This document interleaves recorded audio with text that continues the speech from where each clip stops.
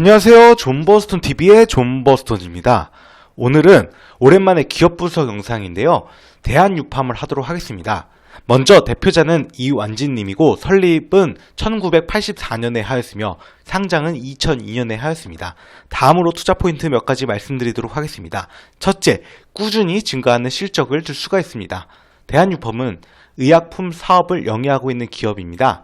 반기보고서에 따르면 인체의약품 비중이 전체 매출액의 과반을 차지하고 있습니다. 밑에는 반기보고서에서 가지고 온 표인데요. 보시면 이게 2021년 6월 30일자 기준으로 인체의약품 이 매출 구성비가 51%로 가장 높죠. 그리고 반기보고서의 손익계산서를 보면 대한유팜의 실적은 전년 동기 대비 증가하였습니다. 또한 네이버 금융 자료를 보면 대한유팜의 실적이 지속적으로 증가하고 있음을 알 수가 있습니다. 이로 보아 대한유팜이 꾸준히 성장하고 있는 기업임을 알 수가 있습니다.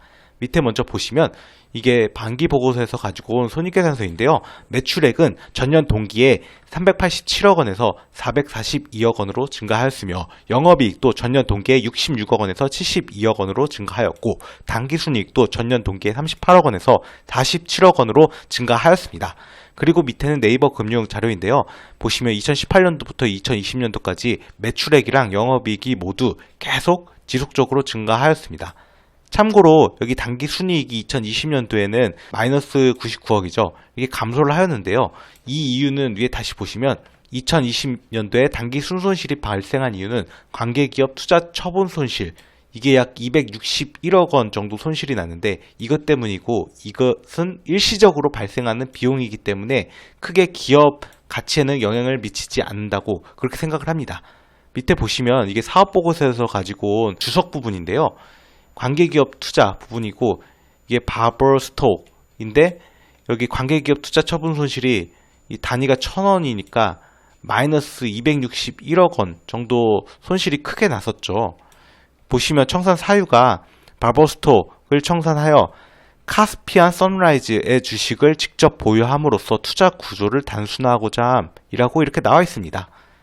그리고 다시 이때 네이버 금융 보시면 여기 최근 분기 실적 지금 반기까지 더하면 영업이익이 138억인데요.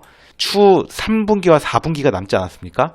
그래서 이거를 이만큼만 나와도 지금 276억이 나옵니다. 이렇게 나오면 여기보다 더 잘 나온 거기 때문에 앞으로 꾸준하게 실적이 증가할 가능성이 높다고 저는 생각을 하는 것이죠. 그리고 두 번째 투자 포인트는 국제유가 관련주인데요.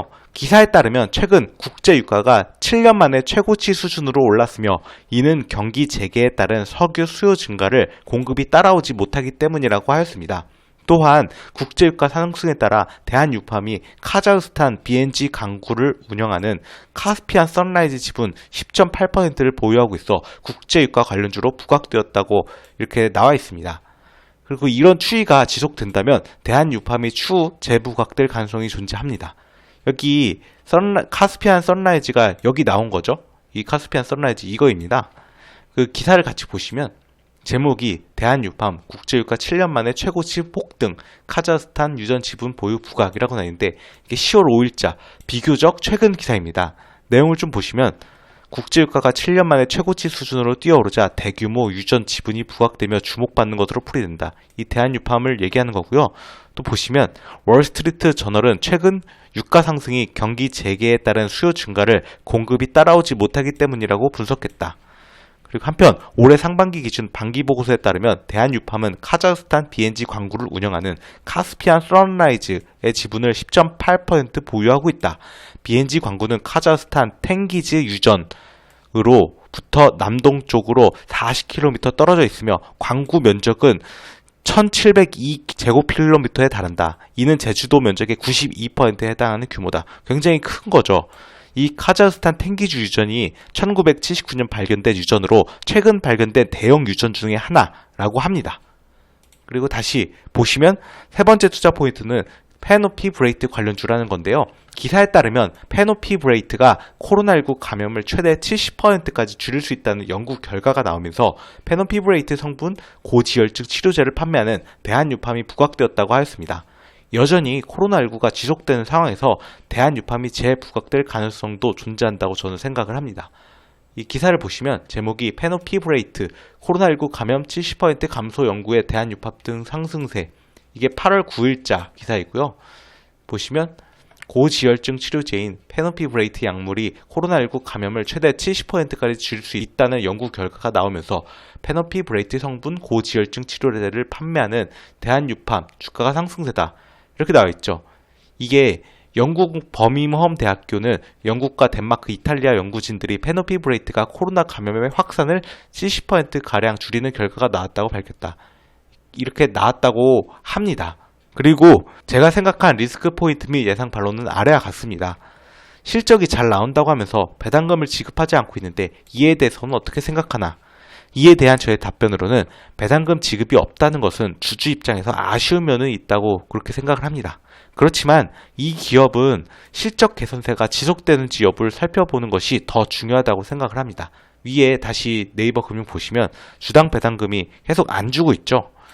그리고 여기 참고로 보면 부채 비율도 100%가 넘긴 합니다. 그렇지만 최근 감소세가 있기 때문에 보시면 2020년 9월 달에 169.27%에서 지금 최근에 반기보고서 기준으로는 123.03%로 이렇게 감소하고 있죠, 부채 비율이. 그렇기 때문에 지금 이게 실적도 증가를 하면서 이 부채 비율이 감소를 하고 있으니까 어쨌든 재무 구조가 좀 좋아지고 있다, 이렇게 보시면 될 것 같습니다. 다음으로 차트를 같이 보시겠습니다. 이게 대한유팜의 일봉 차트인데요. 보시면 코로나19 때 이렇게 빠지고 나서 계속 보면 이렇게 지지부진하게 횡보를 하고 있죠. 그런데 제가 말씀드렸듯이 꾸준하게 실적이 증가세를 보이고 있기 때문에 2018년도에 이 최고점 이상 갈 수도 있다라고 생각을 합니다. 물론 3, 4분기가 어떻게 나오는지에 따라 좀 다르겠지만 최소한 1, 2분기만큼 나와만 준다면 이 2018년도 이때 실적보다도 더 잘 나올 것이기 때문에 여기에서 하방보다는 상방의 그 가능성이 더 높다라고 생각을 하는 것이죠. 이상으로 앞서 말씀드린 투자 포인트를 요약하자면 다음과 같습니다. 첫째, 꾸준히 증가하는 실적. 둘째, 국제유가 관련주. 셋째, 페노피브레이트 관련주입니다. 이상으로 대한유팜에 대한 기업 분석 영상을 마치도록 하겠습니다. 시청해주셔서 감사합니다. 여러분의 구독과 좋아요는 영상 제작에 큰 힘이 됩니다.